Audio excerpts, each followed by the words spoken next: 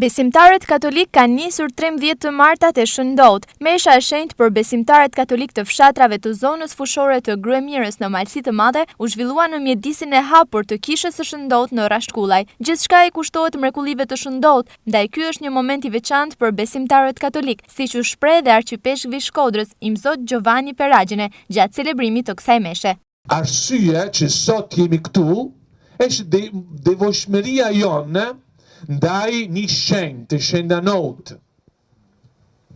Nuk jemi këtu për të, për shenjanot, ne jemi këtu për Zotin. Është shenjanote që na tregon rrugën që ne mund të shkojmë te Zoti. Ashtu si ai në jetën e tij ka gjetur praninë e Zotit.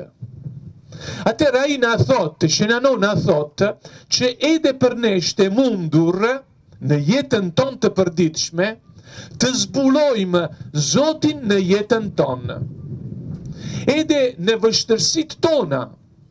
Mos mendojmë që shenjtrit kanë pasur një jetë e qetë. Edhe ata, ndoshta më shumë se ne, kanë përmbaluar situata të vështira.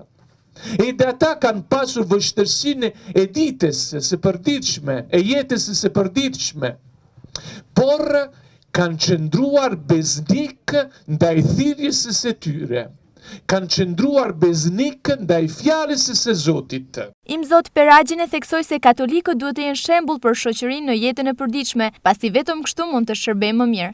E ne kemi nevojë sot në shoqërinë tonë, jo vetëm njerëzit që flasin, po kemi nevojë njerëzit që veprojnë mirë.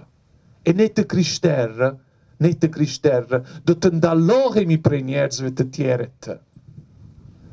Ne të krishterë do të jemi një dritë në shoqërinë tonë.